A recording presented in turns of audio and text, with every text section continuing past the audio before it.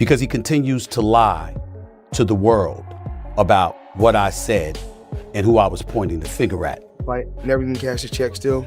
Have $100 million that I never even cashed before. I have a tax attorney that takes care of everything, and everything is okay. Nah, I'm not. Well, yeah, we're taking him to court. No way. Yeah. Oh my goodness. So other than See you in that, the courtroom. Congrats, you're going to prison, Floyd. In an unexpected development, reports claim that Floyd Mayweather has gone into hiding after ESPN commentator Stephen A. Smith unveiled explosive financial records during a live television segment. The paperwork allegedly connects Mayweather to a $42 million financial controversy. Authorities at the federal level are said to have issued an arrest warrant in response. Smith, who has previously raised concerns about Mayweather's extravagant lifestyle, stated that the revelations may represent just a fraction of a much larger issue. Supporters and critics are both stunned as the once dominant champion's business empire now seems to be unraveling. This is an ongoing situation, with further updates expected soon. Floyd Mayweather has had for not paying someone money. Check this out. Yeah. So we're gonna sue Floyd Mayweather. What's good with this? What's good with the conversation about this? Last night you were doing one of these. Are we saying that or what? He hasn't sued him yet. Oh, got it. We're still talking. Got it. There's still conversations that are happening.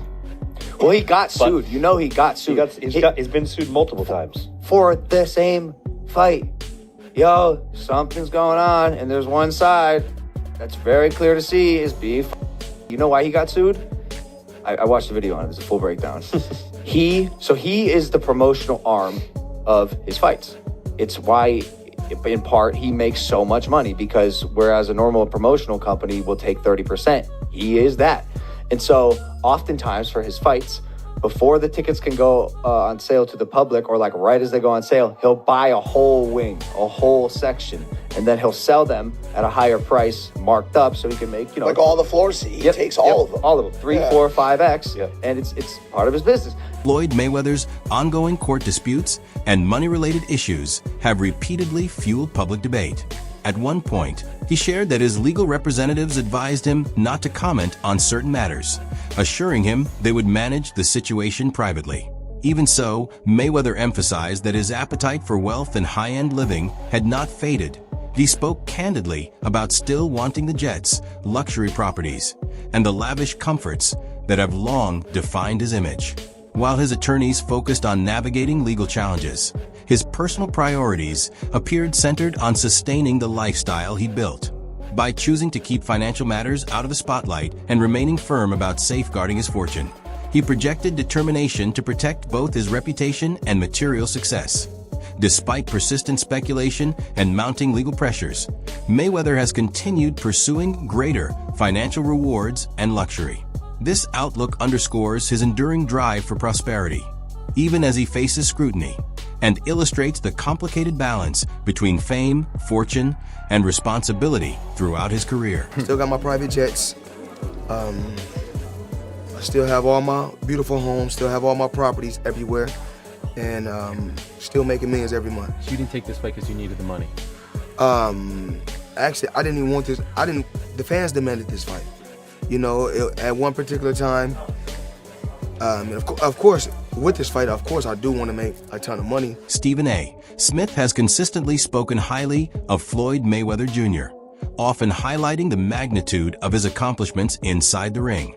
In numerous discussions, he has pointed to Mayweather's ability to protect his undefeated record deep into his career, crediting the discipline and focus that sustained his success. Smith frequently describes Mayweather as a tactician who approached boxing with calculation and patience.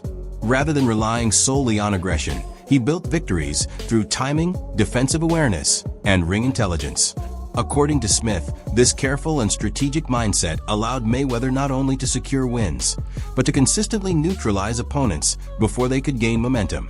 For Smith, the measure of Mayweather's greatness extends beyond statistics. He often stresses that controlling distance, tempo, and rhythm in high-stakes fights is what separated him from others in the sport. In his view, Mayweather established a blueprint for excellence that future fighters study and respect. Through repeated praise, Smith reinforces the idea that Mayweather's legacy is rooted in preparation, precision, and mastery. qualities that continue to define his standing among boxing's elite. Mayweather was undefeated for the last half of his career with one hand. He constantly broke his hand. Yeah. He would go into a ring knowing he had no shot at knocking somebody out because his hands were hurt too much. And literally walked in the ring and said, I'm going to embarrass you and humiliate you by showing the world you can't hit me. After stepping away from professional competition, Floyd Mayweather Jr. began participating in exhibition contests, and the admiration he once consistently received started to fade. His decision to face Logan Paul became a major talking point and sparked widespread debate. Stephen A. Smith openly criticized the matchup, stating that it lacked true competitive value. From his perspective, Paul, primarily known for his online presence before entering boxing, did not present a serious sporting challenge for someone of Mayweather's caliber. As a result, the event appeared driven more by financial opportunity than by athletic legacy. Smith argued that for a fighter who had spent years dominating elite opponents, this exhibition diminished the aura that once surrounded his career. The absence of meaningful stakes and high-level rivalry stood in contrast to the intense, career-defining bouts that shaped Mayweather's reputation. According to Smith's assessment, the shift toward exhibitions suggested a stronger focus on revenue than on safeguarding a historic legacy, raising questions about how such events might influence public perception of one of boxing's most accomplished champions. Boxers, if not the greatest boxer in history, he's absolutely sensational. But he retired years ago, and for me personally, I know these exhibition matches are entertaining. I like the one with Conor McGregor, not so much the one with Logan Paul. Looking at these exhibitions and all of that stuff, that little melee and stuff don't matter to me. As far as I'm concerned, it could have potentially been orchestrated. I don't know. But I do know not just anybody should be allowed to be in the ring with Floyd Money Mayweather. Absolutely. I just believe. Stephen A. Smith did not restrict his concerns solely to the exhibition with Logan Paul. He repeatedly addressed what he saw as a broader pattern in Floyd Mayweather Jr.'s post-retirement decisions.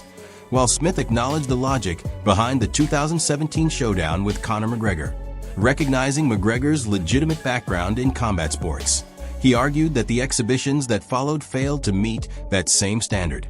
In his view, those later matchups lacked true competitive substance. According to Smith, the concern was not about stepping into the ring again, nor about protecting a record.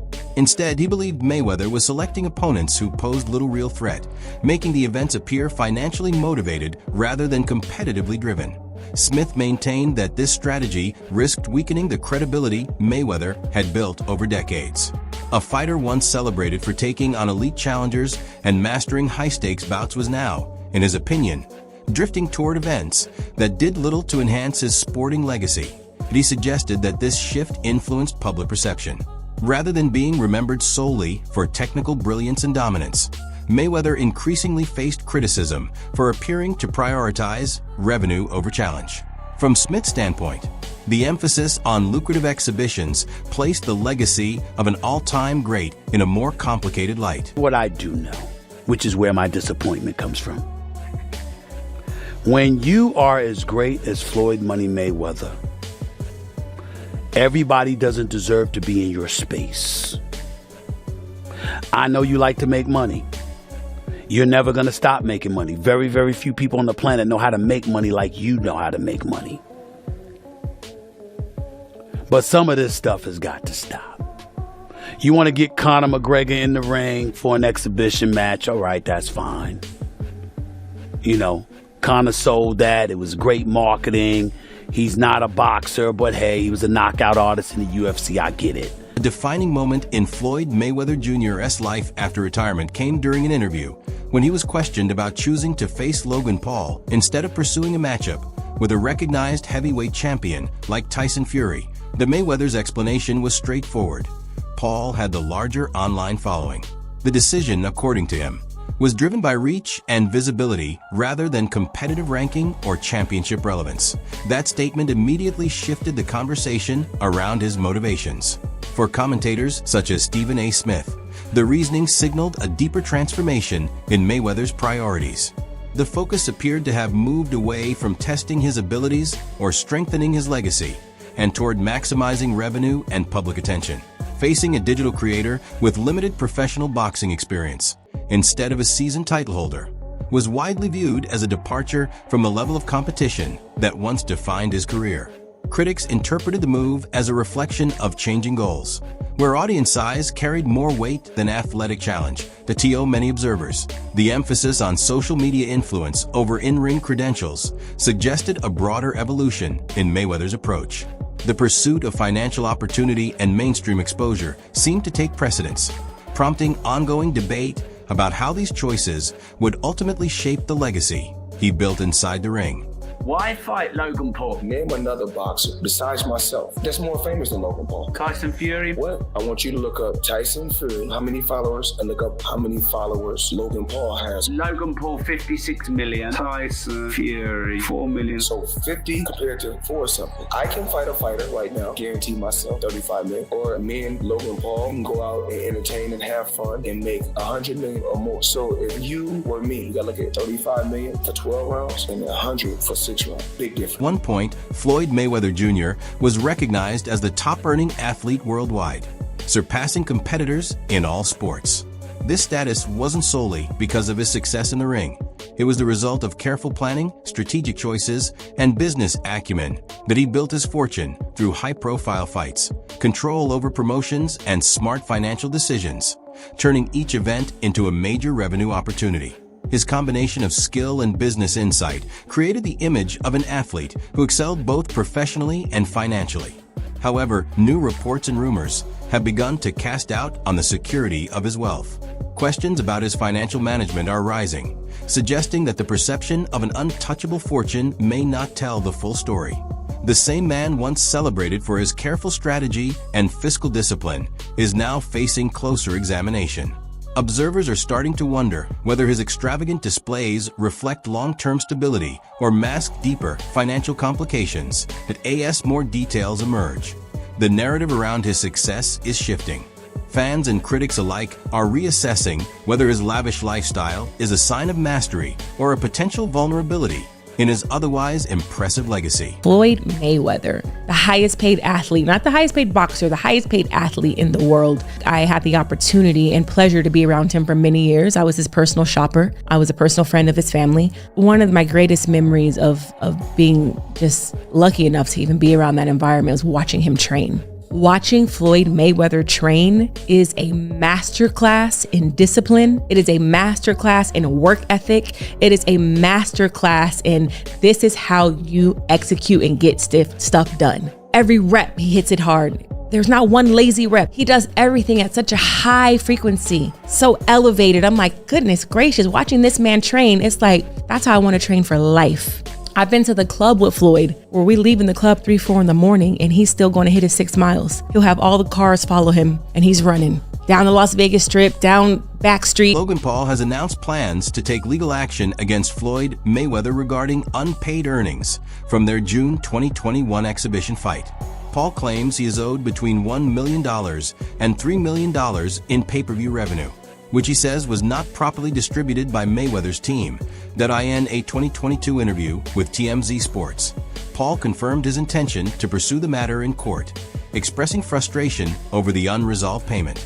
Mayweather has denied these claims, maintaining that Paul received full compensation for the event. The disagreement revolves around how the fight's earnings were allocated, with Paul alleging that Mayweather mishandled the funds and failed to honor the agreed-upon financial terms. Mayweather, meanwhile, has suggested that delays in payment are common in boxing and that these matters can take time to settle. This ongoing dispute underscores the challenges and potential complications involved in financial arrangements for high-profile exhibition matches, illustrating how even prominent fighters can face conflicts over earnings. Or is that something that you can't disclose right now? He has not paid me in full. That is a fact. No Short way. a few mil, yeah. Wow. Still a few mil. Yeah, oh yeah. Have you been in contact with him? Nah,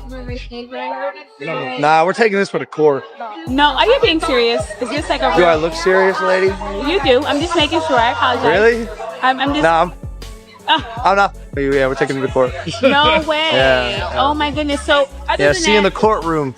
Congrats, you're going to prison, Floyd. I had 3 children with a woman, and at the time, we weren't seeing eye to eye. She was upset had been drinking, and was a little on edge. I asked for the keys to my truck, but she didn't want me to take them, and the situation escalated beyond what it should have. Things were blown out of proportion. That ASA result, I ended up serving 2 months for a misdemeanor.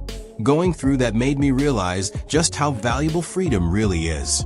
Being behind bars showed me the importance of having control over your life.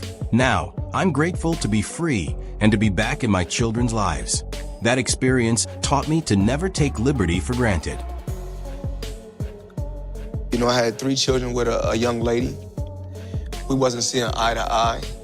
You know, we wasn't seeing eye to eye. You know, she was a little upset, had a little alcohol in her system. She was a little edgy, and I told her, you know, basically I needed the keys to my truck.